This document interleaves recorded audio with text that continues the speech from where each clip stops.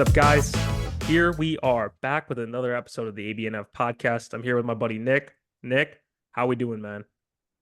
Good, good. Getting accustomed into living in my new house. So, Gonna and say, watching a lot of great basketball. There's a lot of great topics to talk about, obviously. Not only we're going to be talking about the NBA finals, but we're going to give a quick recap of the conference finals. And also, there's been a lot of talk about one specific WNBA topic that we are actually going to dive into on this podcast, which I'm very looking forward to it. first time ever, we're gonna be talking about WNBA basketball, man. Mm-hmm. It's crazy, but just like any other part of basketball, whether it's men or women, we want to cover that. This is all ball but no foul. We're going to talk about anything basketball related. So hope you guys enjoy that topic too. And if you guys like that, definitely give us a comment. Let us know if you want us to talk more about that. We definitely can dive into that. Nick, I want to say congrats, first of all, for moving into your house. It's a huge accomplishment, man. I'm really proud of you. Happy to see you're settled into your new place. It looks great. Just saw it yesterday, guys. So shout out to Nick. Yeah, man, I can't wait to do episodes over at the house. I'm really looking Oh, forward to it. thanks, man. I really, really appreciate that a lot, man. And also, we will run a live episode while one of the finals games is going on. So stay tuned for that. We're thinking it's going to be game 3, but we'll definitely let Yes. our fans know about that. So Yes, definitely would be hype up for that one. definitely. And make sure, guys, to subscribe, like, and comment on our videos to let us know what you guys are thinking. But yes, please stay tuned. We are planning on game 3 of the NBA Finals to be live. So we'll be reacting to everything as it's happening on the court. And Mm-hmm. we'll have a live feed from YouTube that we'll put on Twitter as well. So we're looking forward to it, man. It'll be exciting. And, you know, the last time we talked, Nick, there was a lot of things that were happening. My boy Halliburton had not dropped his magical game 7 yet in the Garden. We thought that the Nuggets were going to end up winning that series after going down 2-0. And I think when we had Mm-hmm. talked last, I They don't were think down 2-0. they were down 2-0. I don't think we have Yep. talked since. And it's crazy Mm-hmm. to see everything that happened after that. So Mm-hmm. we know what happened. So to give a recap to everybody that has not heard from us since, the last time we talked, Denver was looking down 0-2. They ended up coming back, taking control of the series after winning 3 straight, and then dropping the last 2, and then blowing a big lead in the second half of Game 7 for Mm-hmm. Timberwolves to make their first Western Conference Finals appearance since 2004. That was when Kevin Garnett was on the team. And then in the East, the New York Knicks they basically just broke down. I mean, literally and figuratively, they broke down. Jalen Mm-hmm. Brunson broke his hand in Game 7. The Pacers shot an absurd 70% from the field in that game, and That's insane.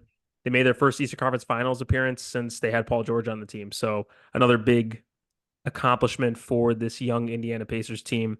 And then Nick, we had these conference finals.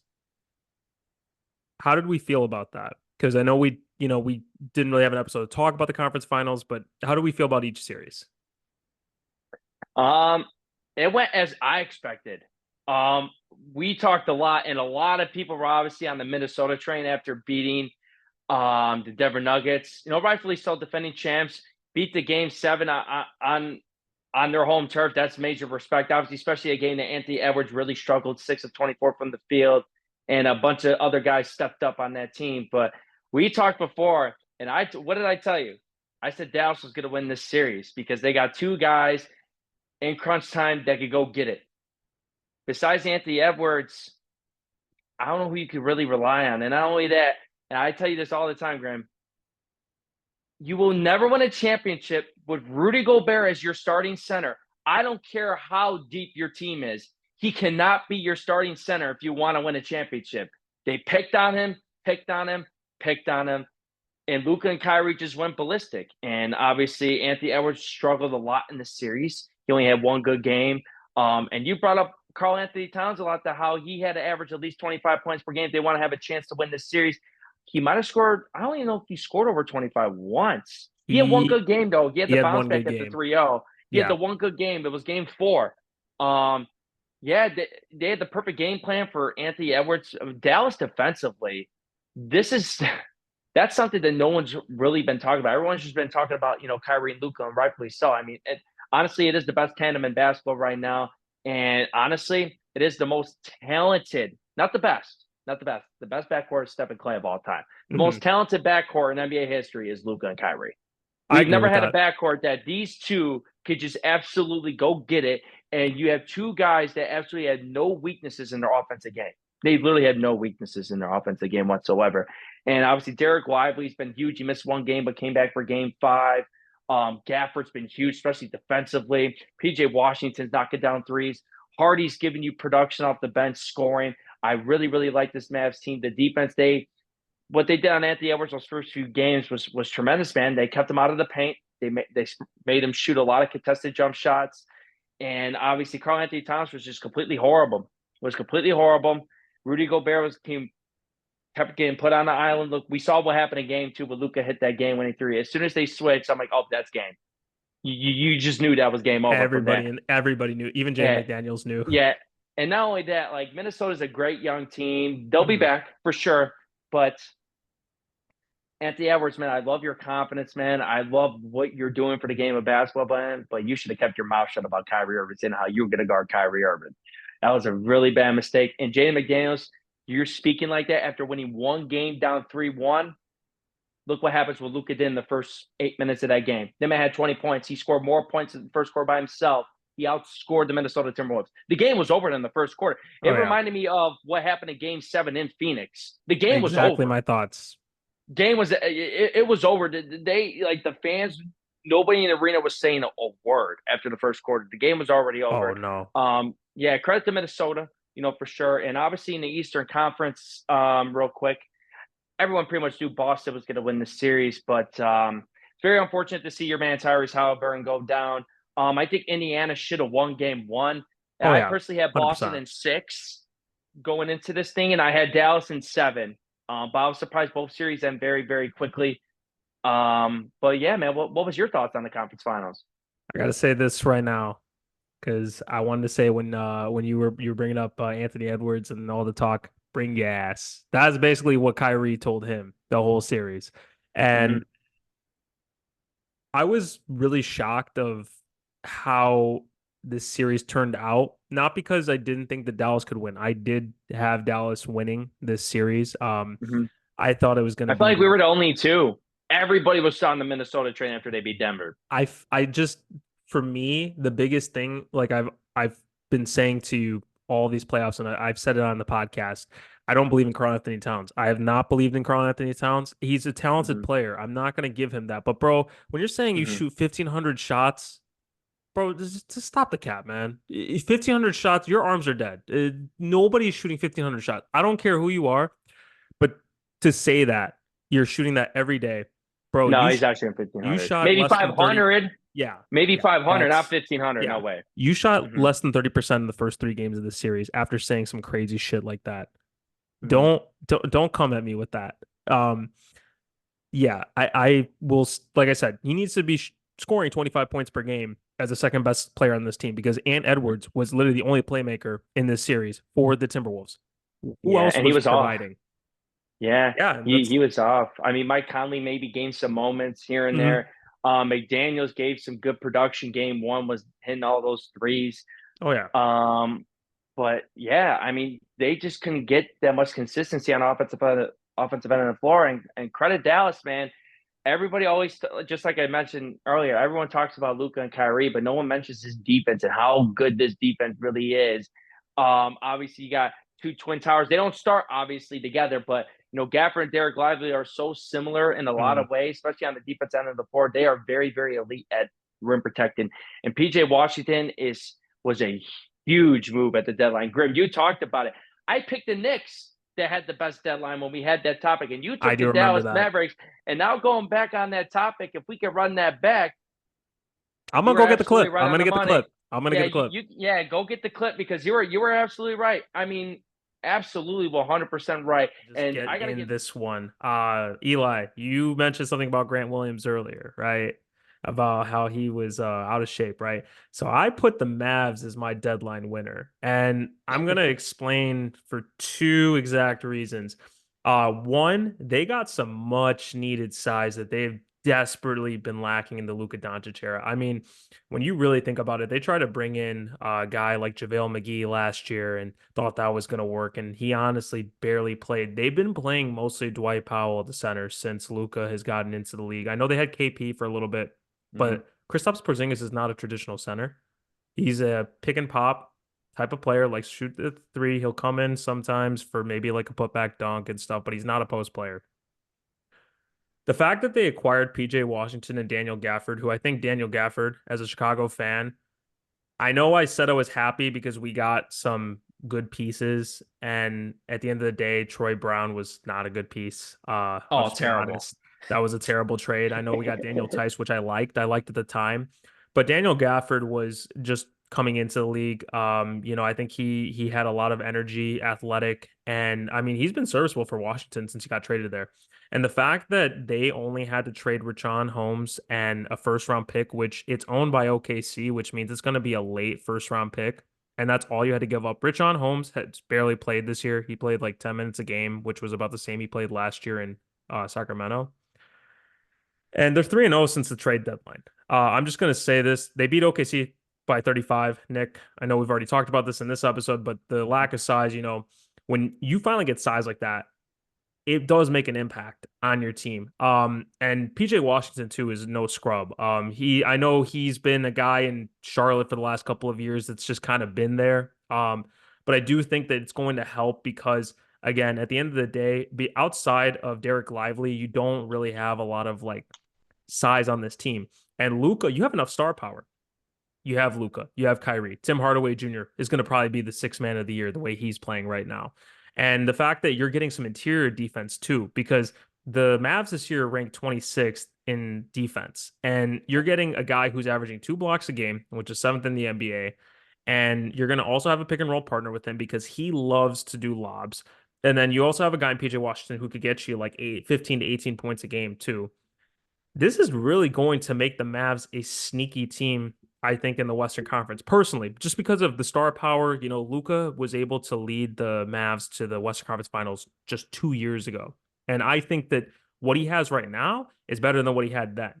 So I think that they could be a very sneaky team. We'll have to see based on matchups, and we'll also have to see how well does this team mesh going into the playoffs. But that's my deadline winner. I know it wasn't any crazy like big moves. Oh, and the only other pieces that they had to give up was Grant Williams, who has been terrible for them and all of a sudden woke up in Charlotte. And then Seth Curry, who I think he hasn't really had a role on the team. And then they No, he only had to hasn't. give up 2027 first round pick, but they acquired two second round picks. So possible trade for something else later on. At least they were able to get some assets back And with I it. gotta give some. I gotta give a shout out to a person that's on ESPN, Tim Legler. He was the only one that was on this Dallas train. Mm. I wasn't there yet. I was always thinking that Nuggets would just find their way in the finals and stuff. I was Oh yeah, never on the Minnesota train, I and I wasn't the either. Dallas Mavericks in my bracket. I had Dallas going to the conference finals, but I had them Same, losing to Denver. So, same. um, but yeah, I mean, I'm very looking forward to this NBA Finals matchup. There's a lot of storylines in this thing. Obviously Luka and Porzingis don't like each other. There's a lot of rumors that's coming out about that now. Luka did Mm. not like playing with him from the jump. Kristaps Porzingis was never available, and obviously with Kyrie and Boston, yeah, he was available and stuff. But there's a lot of rumors going around. He wasn't really like that good of a teammate, blah blah blah. And obviously he goes on the microphone saying that he was going to come back to Boston. And then as soon as he had the opportunity to bounce, he bounced and went to Brooklyn and joined Kevin Durant. So obviously there's a lot of animosity, going into this thing because I'm just giving a warning to the Boston Celtics fans at Boston Garden. You better not piss off Kyrie Irving because the more you piss him off, the better he's going to play. I'm telling Oh you yeah, right now. oh And yeah. you're not going to have to deal with it. Derek White and Drew Holiday are going to have to deal with that. I No, you're Don't piss that man 100%. You're off. 100% right, man. And And don't piss off Luka either. Those fans better keep their mouths shut because no, Luka could Luca, go for 25 and a quarter anytime he wants. dude, Luca winning the Western Conference Finals MVP, 32 points per game, almost 10 rebounds a game, eight assists. He did it all. Like you mentioned, man. 20 points in the first quarter of game 5. And this is the one thing that I would say is that Luka is not afraid of playing on the road. He plays great on the road. I mean, in Mhm. all his like crazy big games in the playoffs, it's always been on the road. I mean, game 2 Yep. was the huge step back three on Rudy Gobert, put him on an island, hit it, screamed in his face, said that he was speaking in Slovenian after that, which we know he was calling him this bitch can't Oh yeah. yeah, you know what, he said this fucking bitch can't Yeah. guard me. Yeah. And uh yeah, man, I'll be honest with you, the reason why I thought that deadline was huge for them is because something that I talked about before the season started is how Dallas has always struggled with size in the Luka era. Dwight Mhm. Powell's been primarily your starting center. I mean, they had Mhm. um, JaVale McGee last year, but he didn't really play that much. And you really haven't had many other bigs outside of Kristaps. And Kristaps got traded away Mhm. to Washington a couple of years ago. So Mhm. you've really been relying on Dwight Powell to be your center. They tried to Yep. bring in Rashawn Holmes. That didn't really work out. Now you brought in a guy like Daniel Gafford, and then you drafted a guy like Derek Lively, which I think was a great, draft draft pick for them. Great trade Mhm. for that, trading Mhm. Asa Wallace for Derek Lively. I thought that was huge. Mhm. And then bringing in a guy like Daniel Gafford, who we as Bulls fans remember him his first 2 years in the league. He was a Mhm. very athletic big that can block shots, get you put back dunks, Mhm. super athletic. And then you bring in a guy like PJ Washington, who's been in a bad situation in Charlotte for years. You're not in Mhm. an organization that's looking to win. It's kind of always a Yep. process. And we really have seen PJ Washington. I think a lot of people don't realize that PJ Washington can play more of a three. I think it's because he was playing more of like the 4 or 5 in Charlotte. So it's really Mhm. interesting to see how he's changed his position and the way he plays. He's a spot up corner three shooter. Mhm. He can get to the Yeah. rim.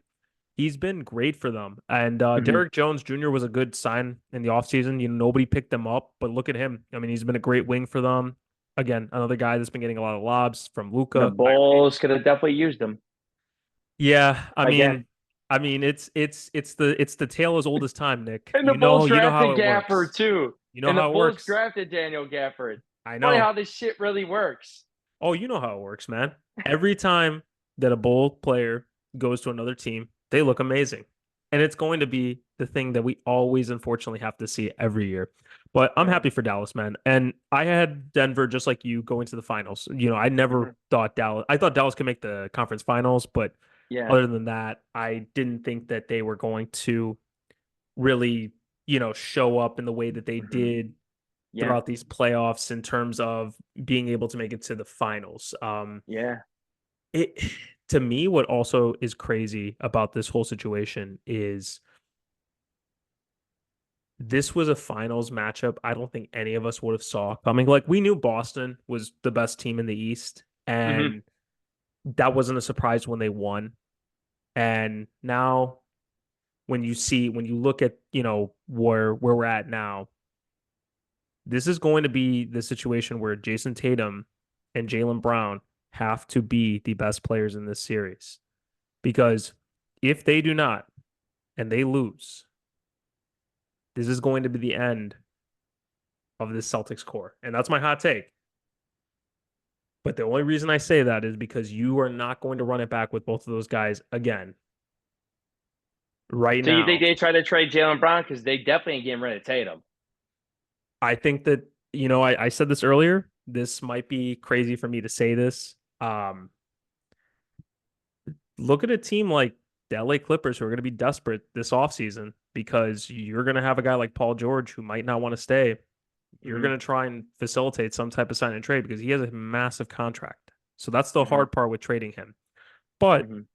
I would say that you have to think about it this way too, is if they do trade him, right, and you're able to get some pieces back that can, I guess, mesh, but I feel like they mesh pretty well. But if Mhm. Boston kind of hit the panic button, I think LA Clippers would be an interesting team to trade because they don't really have much of a future right now, unfortunately. Yeah. So Yeah. I I'd be also think too, if curious. Boston does make a crazy trade, like if that ever happens, they're Mhm. not trading in the East.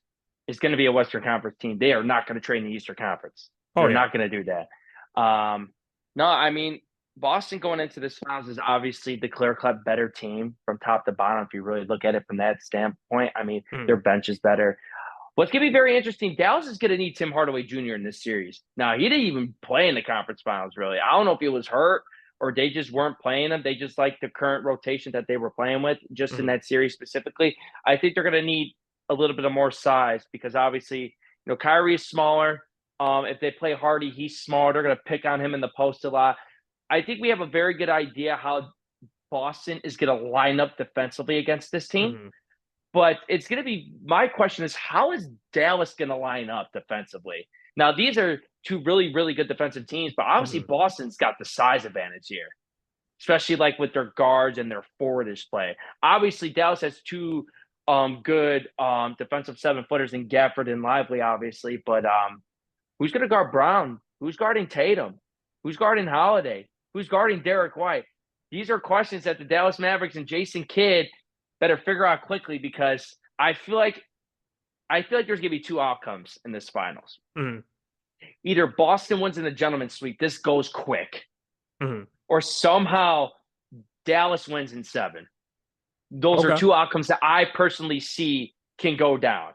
Okay. I don't see Boston winning in 6. I don't see a sweep. But I could see either Boston gentlemen sweeping the Mavericks, or if the Mavericks come up with some very good strategic game plans with Luke and Kyrie alone, I really believe they could win this series. But I don't think they would beat Boston in 4 or 5 or 6. I think they could beat them at the Garden in 7 and take them out. Okay. I mean, I respect both Luke on Game picks. Sevens, I man. I respect. can't. Oh I no, can't go against that's Luke on Game no. 7. I I can't do it. no, I agree with you, and that's the thing is we we have to give Luca that respect. So that's what I'm thinking though. If the Mavs win the series, it's gonna be at 7. I don't think it's gonna be necessarily an easy series for them. I Mm-hmm. have the Celtics in 6. Otherwise, Okay. I think the biggest question is going to be who's going to step up outside of Luca and Kyrie because we know that those two they're going to get theirs. They're going to Mm-hmm. have great series and we're going to see both of them be great in terms of like their overall ability to score on the floor. I mean, both of them can get to wherever they want to.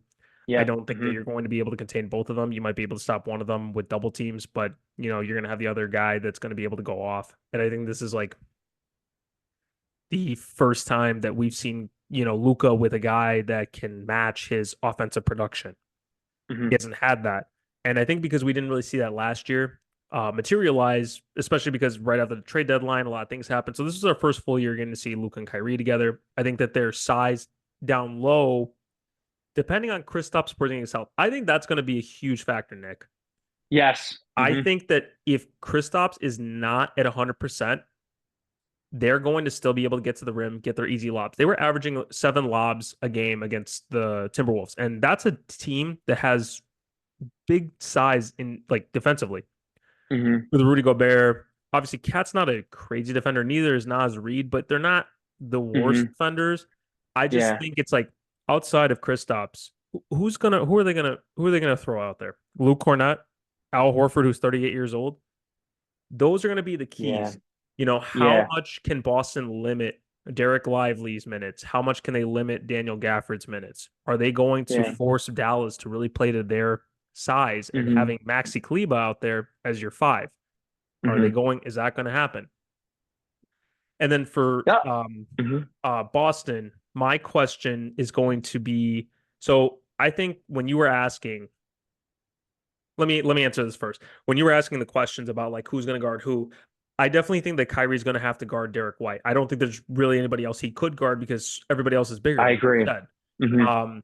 Luca is going to likely guard one of two, Jaylen Brown or Jason Tatum, depending on the matchup. I think you're going to probably have Derek Jones or PJ Washington on the other. And then Yeah. depending on who they put out there with them, I would say it could be so Drew Holiday will probably be out there. So then either one Or of Luca Derek. might have to guard Drew, and Yeah, then I mean that's Derek Jones possible. is probably the better defender, so he's probably going to be the one on Tatum. And I'm Yeah, assuming PJ Washington then's going to take Jaylen Brown. Jaylen Brown. So I mean, it's possible. And then Mhm. I just think the thing that Dallas needs to take advantage of in this series is their size down low. I think that's the one area that they are better than Boston at.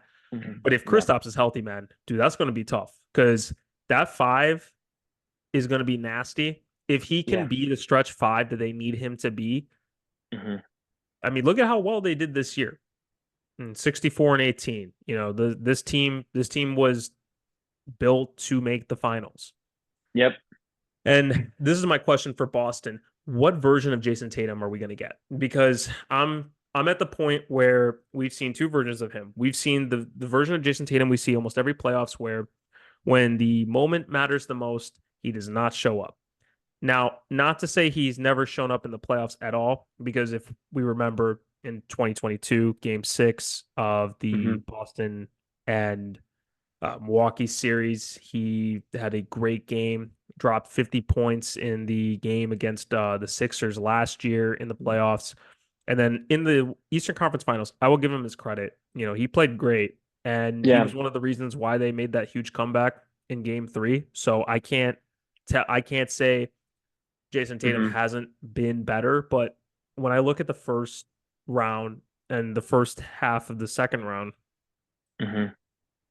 I didn't really feel like Jason Tatum was the reason why they're winning these games. And I'm not saying that he has to always be the reason. They have such a good team. He doesn't always have to Hmm. be. They feed off each other. The team's stacked. Yeah, I mean, when you look at their team, they have a lot of guard depth. Now, their forward depth isn't great outside of really Jason Tatum and Jaylen Brown. You have Sam Hauser, and then it kind of falls off after that. And Hmm. I would even say, like, again, their depth inside is Kristaps Porzingis, Luke Cornett, now Horford, Hmm. and that's so the thing is like, what version of Jason Tatum are we going to see? I want to Hmm. see the Jason Tatum that we've seen in glimpses and in the last round. If we can get that Jason Tatum in the finals and not the Jason Tatum that showed up in 2022, it's going to be Hmm. very tough for Dallas to win this series. And it's Yeah. gonna have to take a Herculean effort by Jason, not Jason, by Luka Doncic, and you're gonna have to have a guy like Tim Hardaway Jr. step up. I know that he didn't play a lot in the conference finals because of the size mismatches, but you're going to probably be playing smaller in the series. Yeah. He needs to be a guy that is going to have to come off the bench, give you 15 to 18. I mean, Nick, you at one point were calling him your sixth man of the year. I He mean, was averaging over 18 points a game at that point. I don't understand why there was such a huge fall off. I know he got hurt, I think, after we had that episode, actually, but mm, they're going to need him in this series because they're going to need to shoot the lights out. They want to have a chance in this series. But here's the thing, though. Boston does give up a lot of threes on the defensive end of the floor. And my question to you is, was going to be very interesting. How are they going to guard Luka in these pick and rolls?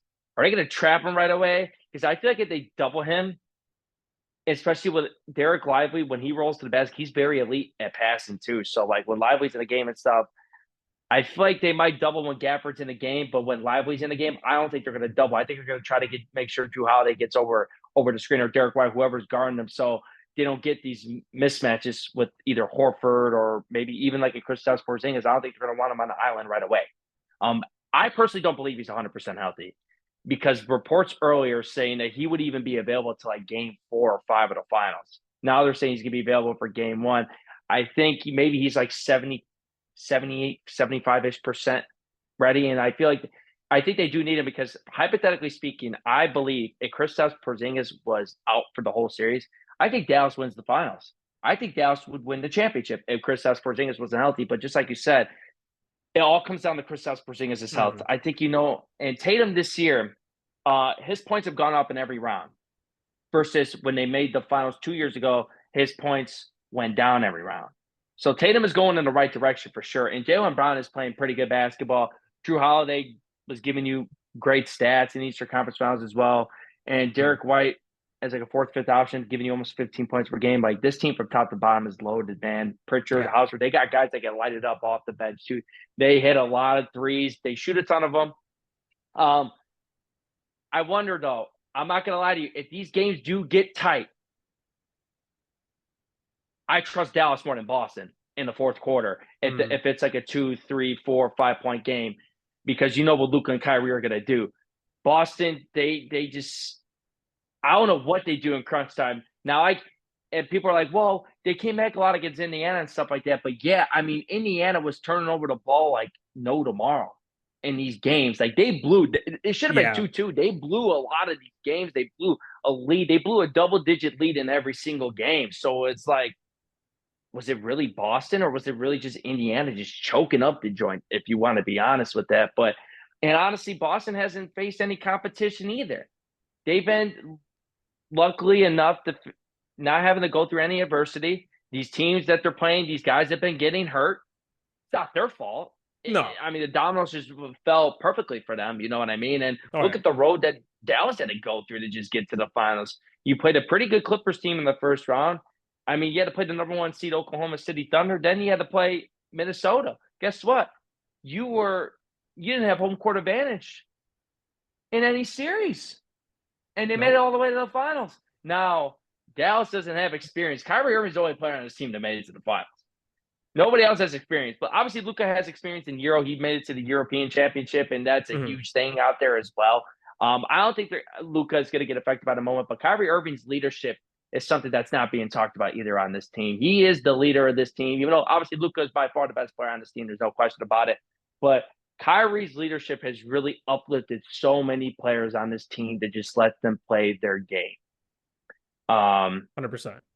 Yeah, I mean, like, and the thing that I hate the most too is like Stephen A. Smith, for example, to try to discredit Kyrie Irving somehow because he calls him like one of the greatest sidekick players of all time. I still think Kyrie Irving is good enough to win a championship as the best player on the team. If you put the right pieces around him, to be honest with you, I think he's that gifted. I think he's that talented. But that's what I would have to say about that. But yeah, this finals is gonna be very, very good. I feel like I don't think it's gonna end quick. But I if I had to hope give not. a I hope not. if I had to give initial prediction, I'm gonna go on the limb Dallas in 7. I Okay. think the Dallas Mavericks are gonna Okay. win the Dallas NBA in 7. championship this year. All right. I respect that. I respect that. And no, like you said though, Nick, um, with Boston, Kristaps Porzingis not being 100% is definitely going to play a huge factor. What I you feel like they're also, rushing them out there. yeah, because they're nervous, man. I mean, Mm-hmm. this is one thing that I know that I've griped on Boston is like, oh, like they've only played teams that are hurt and it was a cakewalk and stuff. And the reality is like, I think the reason why I was more upset about the way that Boston made it to the finals is because they struggled to beat they struggled to beat the Pacers. Not to say the Pacers were some bummy team that had no business being there. Like Mm-hmm. they did what they needed to do. Obviously, injuries always are going to play a factor in every Mm-hmm. every year of the playoffs. No matter what, not every team's going to be healthy. It's the team that's the healthiest is going to usually be the one that wins. I think that just seeing Boston in certain games against Cleveland struggle to put them away without Donovan Yep. Mitchell, without Jared Allen, and then without Halliburton in the Eastern Mm-hmm. Conference Finals, it really concerns me because I look at Dallas and I feel like Dallas is the best team they're about to play this whole playoffs, and they don't even have Absolutely. a player on the floor. Mm-hmm. Luka is the best player on the floor. And then I would say Jason Tatum, Jaylen Brown are the 2 and 3. I would even probably put Derek White and then Drew Holiday is the 4 or 5 as like the or 3 4 and then 5 6. Or no, Mm-hmm. 2 3 4 5. And then like the sixth best player is probably on Dallas. So I look at it's like or actually, you know what? I'm sorry. Kyrie's like Kyrie's the top 4 fourth. for Okay, my sure. bad, my bad. I'm like Yeah. blanking on Kyrie. Kyrie's the fourth best player in the I, series. I And think you could yeah, argue third. he could You could be. argue him and Jaylen Brown. I think I, Jaylen Brown's overpaid. That's just I, my I personal no no no. opinion about it. I Great hear player. Don't you. get me I wrong. hear you. Great I player. think if I was looking at it in like a sense of like two-way, I would say that Jaylen Brown, based on the way he 100%. plays in the playoffs, Yeah. is just Mm-hmm. like to me, he's very valuable to the Boston Yeah. Celtics and their success I, because if I'm just thinking of the moment perspective, oh like yeah yeah when yeah, yeah. when it's crunch time. When it's crunch time, honestly, you want my honest opinion? My first 2 picks, if it's crunch time, like Mhm. if there's 5 minutes to go in the Oh game is no, tied. no. First Yeah, 2 players I'm picking are Luka and Luka Kyrie and Irving Kyrie. Oh yeah, no. No, clutch. The over Mavs Tatum have and been Brown. I would. oh god, yeah. Mavs have Mm-hmm. been the best clutch team in the playoffs. They have Mm-hmm. been insanely good. I mean, we saw it in the Western Conference Finals. Every game was a small margin of less than like 5 points. Yeah. differentiated the two teams in the first 4 games of the series, and they were 3-1. Hmm. So I'm going to say that right now that the Hmm. Mavs they do have a strong chance to win this series. I don't want people to think like, oh, we don't think that, Boston doesn't have a chance or anything. Like Boston has a very strong chance. And you're right. I don't know why I was blinking on not having Kyrie, but when you have 4 of the 6 best players in this series, you should win. But I You think that should win. Kyrie and Luca are going Hmm. to be the reason, obviously, if the Dallas Yeah. Mavericks win, they're going to be the Hmm. biggest reasons why they won. And then Hmm. obviously, one role player that really stepped up in the series for the Mavericks is Yeah. that third guy. But we saw in the 2016 finals, I mean, Kyrie and LeBron literally in game 6, 40 points each. I mean, they had like 40 points, I think, in the last 3 games of the series, both. Yeah. When you're combining for that type of scoring output, Hmm. you're not going to lose a lot of games. So Yeah. Boston's got to be careful though, because if Kristaps gets hurt again, It's gonna be interesting. It's gonna yeah, be very, very interesting. So okay, yeah, definitely looking forward. Game one's on Thursday, so yes sir, yes sir, I can't wait. cannot wait. Hmm. And then game 2 this weekend on Sunday, cannot wait for Hmm. that game either, man. All games are going to be on ESPN, ABC. For anybody that's looking to watch those games live. And Nick, I'm gonna give you my pick right now, and I'm gonna go with Dallas in 7 as my early prediction. All I'm right. hoping, All I'm right. hoping, I'm hoping that it turns out that way, because that would be a iconic 7 game series. I Yeah. can already see it. Yeah. Luca in game 7, ball in his hand in clutch time, hitting a step back three to win the championship. That would be a great way to wrap up this season. And unfortunately, I think the playoffs were a little bit underwhelming this year. I think Yeah. outside of a couple series, I don't really feel like we got the best version of basketball that we could have asked for, but I think it's going to be a better finals than last year. That I do Yeah. have to say. I agree So with that for sure. Yeah. so yeah. So Nick, I know that we wanted to talk a little bit about the WNBA, and I think before we do that, we're going to take a quick break. We'll come back. We'll talk about it for a little bit, and then we'll wrap up the episode. So stay tuned, guys. We will be right back. Welcome back, guys, to the end of the episode. So right before we ended, me and Nick gave our initial predictions on the NBA Finals. So don't crucify us, guys, if it doesn't end up going the way it is. It's a prediction. Yep. So we'll see, man. We'll see. But we wanted to talk about the WNBA, and I gotta say, Nick, this is the most hype I've ever seen for WNBA season for as long as I can remember. I've never seen this type of enthusiasm, media Hmm. coverage. I mean, they're getting charter flights, which they've never gotten in the Never had. history of the Hmm. league. And for a couple people out there that I think, and this is something that I want to just a disclaimer too, for a lot of people that might not know this, but the NBA owns the WNBA, Hmm. and they've owned the WNBA for a long time.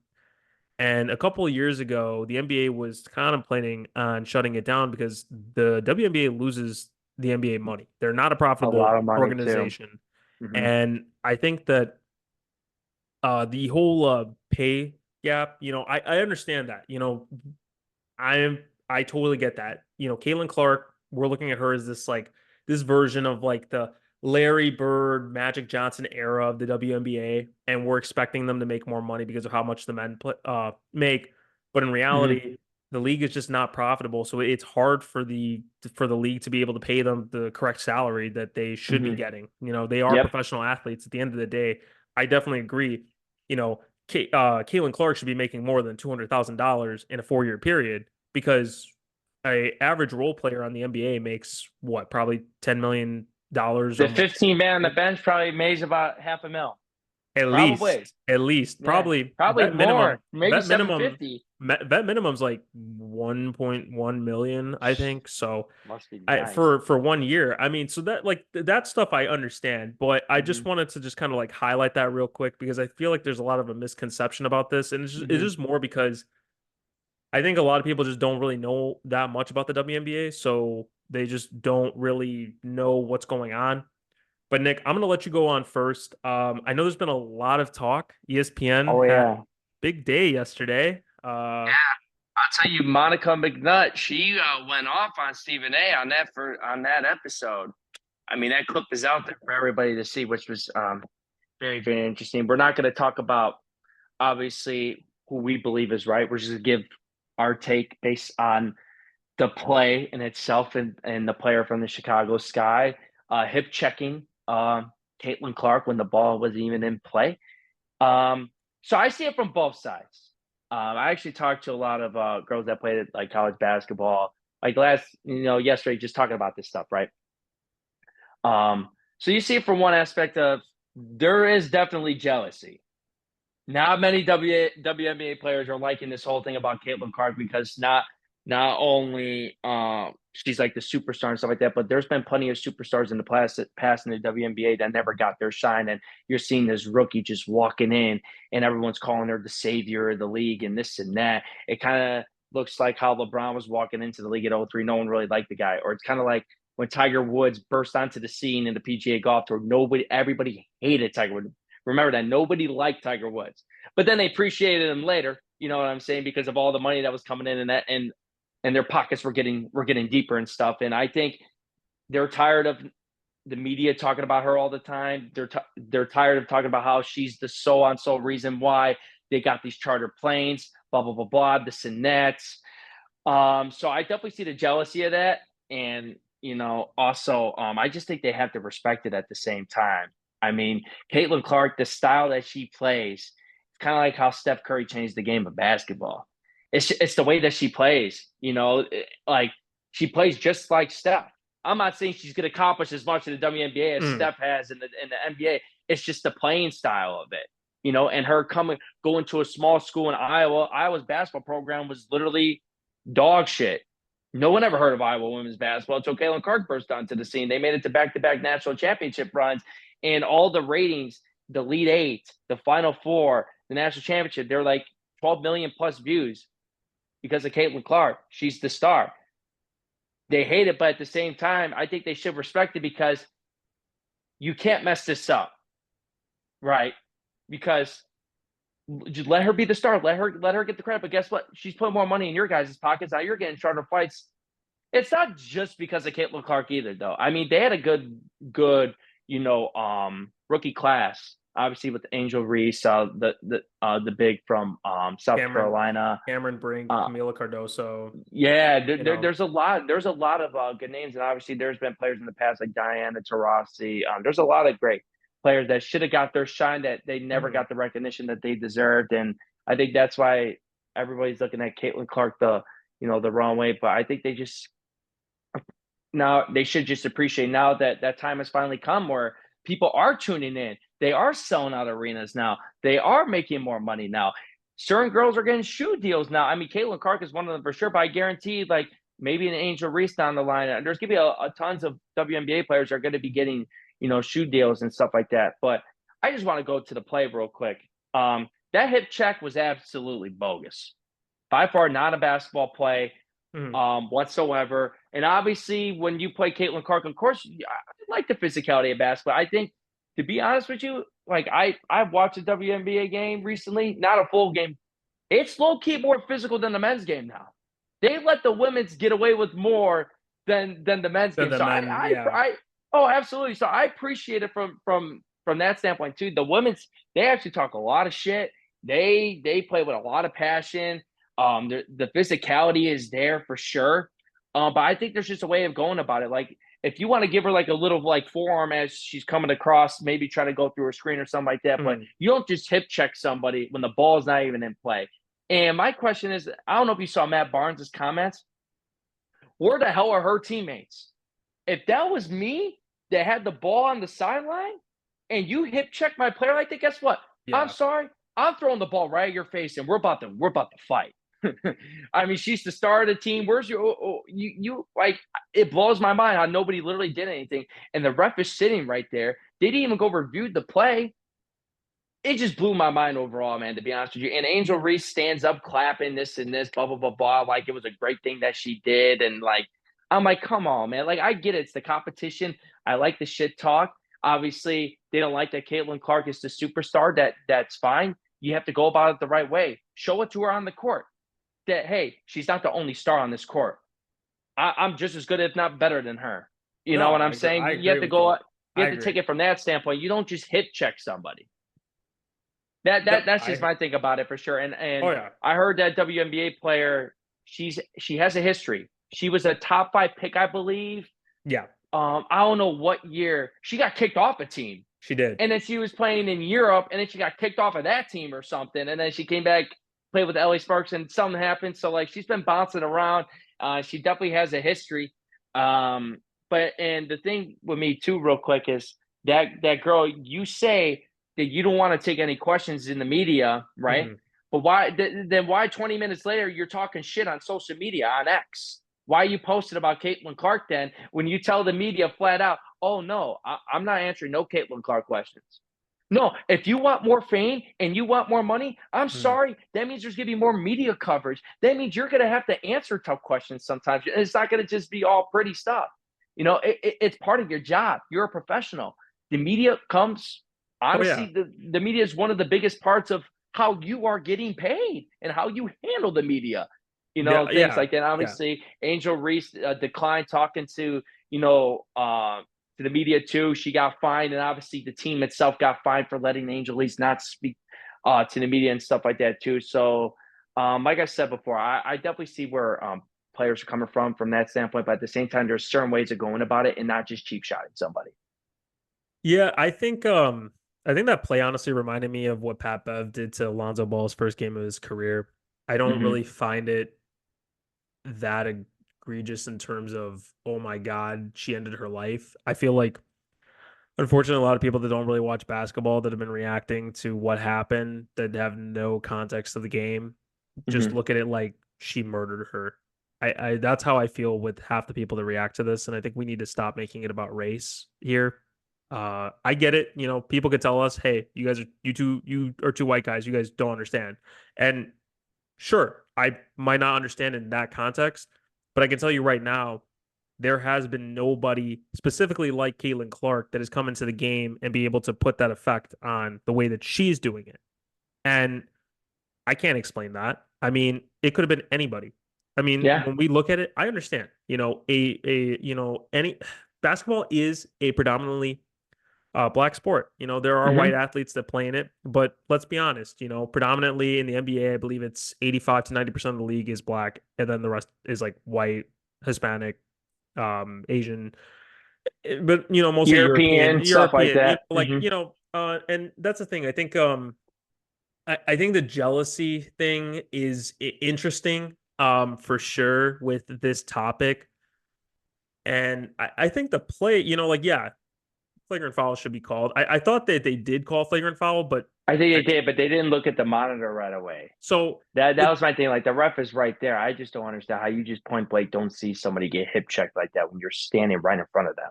It yeah, drives me. It's crazy. Yeah. yeah, and I think for like the overall, this isn't the first time that this has happened to Caitlin Clark this season. There are going to be a lot of people that are going to say, "Hey, welcome to the league, Rook. Like you're going to have to earn Mm-hmm. it." She's Yep. not strong. That's the biggest thing too. Is like people forget these Yeah. women are built. They're strong. They would kick our asses because they're built to play basketball and also to be able to back down people down low. It's not like they're like weak. I mean, that's the thing is that Caitlin Clark is going to have to put on some muscle and get a little bit bigger too to finish through some of this contact because a lot of these women they're a lot bigger than her. And I think this is going to be her first time to where she's seen struggle.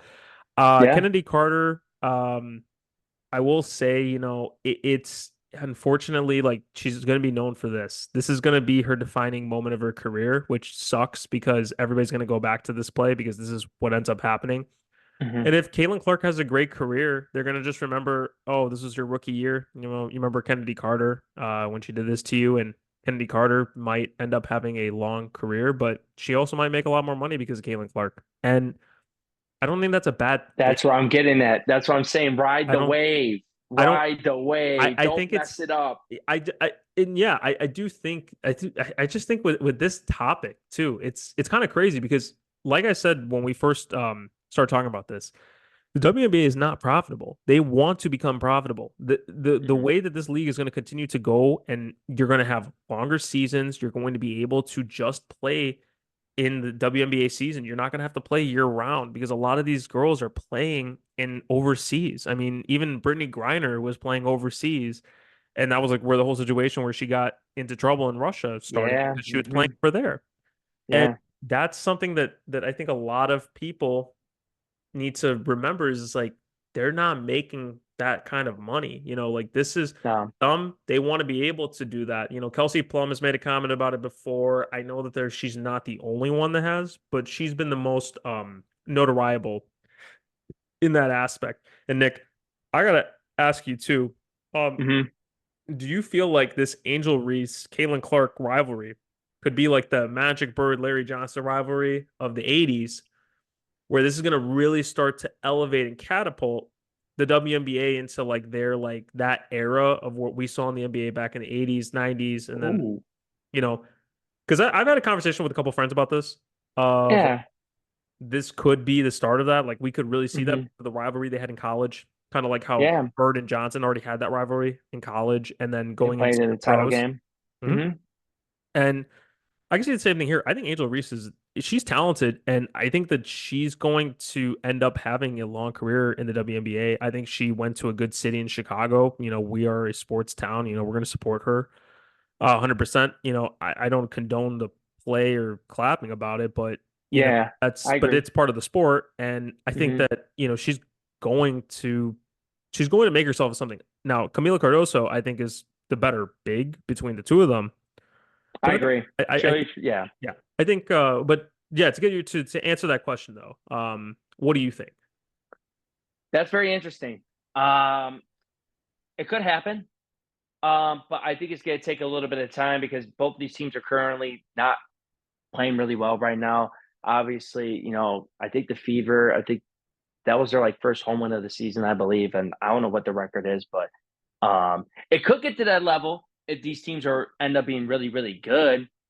They could get to that level. But I don't see it right now. It won't be like a right away burst out of Mm, the scene like it was, but maybe like 3 to 5 years down the road. Yeah, there's always gonna be that rivalry, right? But when you're talking about how like the Magic and Bird was, how they went against each other in the finals mm. all the time, they play in these big games. It could happen for sure. Obviously, Chicago's a big sports town, and I know this guy won a championship with Candace Parker. I forgot what year that 2021, was. because I was, 2021. yeah, we were still in COVID at the And time. yeah, and obviously Indiana Fever are going through a whole rebuild right now. Mm. But maybe if they put the right pieces together for both of those franchises, it could happen. Obviously, Caitlin Clark is a superstar, right? But obviously, one person can't do it all. You got to have the right supporting cast around her. And here's the problem that I want to go back to something that Matt Barnes said real quick too, um, like about where your teammates at. The issue is I don't even think any of her teammates like Caitlin Clark because of the fame that she's just walking into. You know, because I mean, like, how does nobody try to pick her up? And this I, isn't the first time either that she's been got pushed to the ground or yeah, whatever either, and nobody's there to really pick her up as a team. It's like how do you really feel about her? I'm like, that's your teammate. Like, I mean, damn. I mean, yeah, that yeah. that's just wild to me. I think Aaliyah Boston is one of the only people that has helped pick Caitlin Clark up, and at least tell her that she's got her back. I Hmm. do think somebody did make this good point, and I'm forgetting if it was from ESPN or some other sports show that I was listening to when they were talking about this, and it's like I think the other reason why you might not see one of them get into a fight is because those game checks are way more valuable to them than they are to like NBA players. I feel like Hmm. that Yeah, that's a good can point. also be a factor in why we haven't seen anything rise up to that occasion. Because, like you said, man, they do get physical and they will throw Hmm. punches. So it's not like, oh, that's impossible. Hmm. That could be a case. I mean, sure, I think jealousy is going to lie. I mean, we've seen it with multiple players already, talking about, and I get It's it. just part of life in general. You I know know. I understand. I understand. I Hmm. think this is the first time in WNBA because of all the other great players that have been there. Like you said, Diana Taurasi, Sue Bird, Candace Parker, Maya Moore. There's a couple other that I'm definitely forgetting right now. Like Tamika Catchings, I think is Yep, another one. Tamika Yeah. Catchings. Hmm. And you look at all those players, and they never got to this notoriety. And I think that's what pisses people off, and Yep. that's what's pissing off Rightfully these so. players. And you can see it because I think they just is like, why is the recognition coming to her and nobody else? And I think it's because social media, man. I don't think people realize how impactful social media is. I mean, I feel like even people who don't watch basketball that much know so much about basketball because of all the memes and every video that you can find on Twitter or TikTok or Instagram talking about the NBA. I mean, everybody knows Hmm. about the Draymond Green situation with the choking out of Rudy Gobert. The same thing with the WNBA. I think it's just become more popular because of that, and people are starting to talk about it. And I think also too is like I feel like a lot of guys, and I know that this is like not necessarily basketball related, but there's a lot of guys that are attracted to most of the girls that are coming into WNBA. Like the girls are starting to them seem more attractive than maybe before. So I feel like that Hmm. also is giving like guys more of a reason to want to watch it. And it shouldn't be about sexualization either. It's Hmm. about Yeah. hoops, but you know, attractive girl that's playing basketball, I'm sure a lot of guys are like, oh wow, like that's hot or something like that. But that's Yeah. like that's another thing too.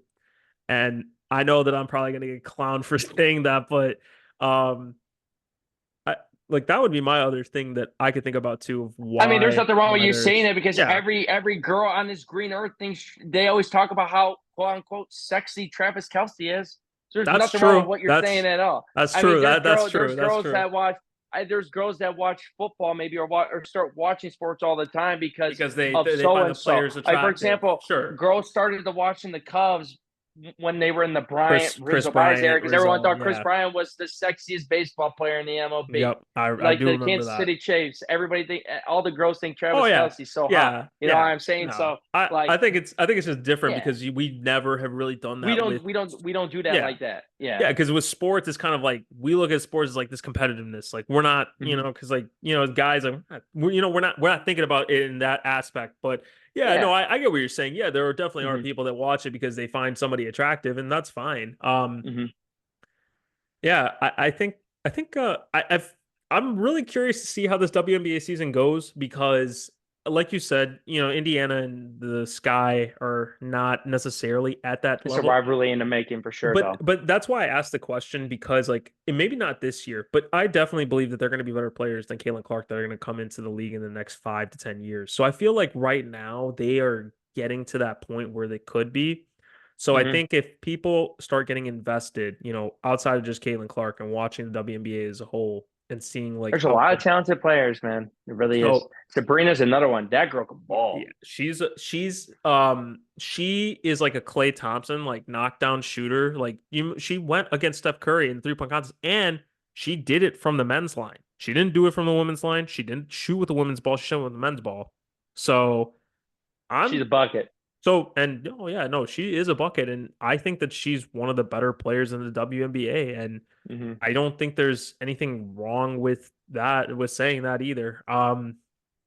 So guys, let us know what you think about us talking about the WNBA. If you want to hear more about it this summer, I know since basketball will be ending soon for the NBA season, but if you guys want us to talk a little bit about the WNBA, we are definitely down to talk a little bit more, get a little bit more, and learn a little bit more about it, right? I mean, it's always good to Absolutely. learn Yeah. more about some hoops. And before we go,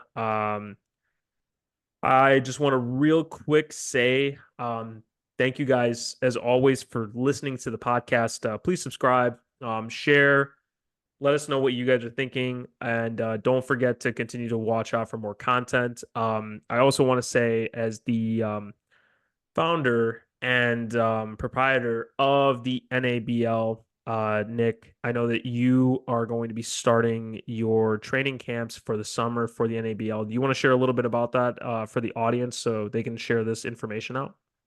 Yeah, absolutely.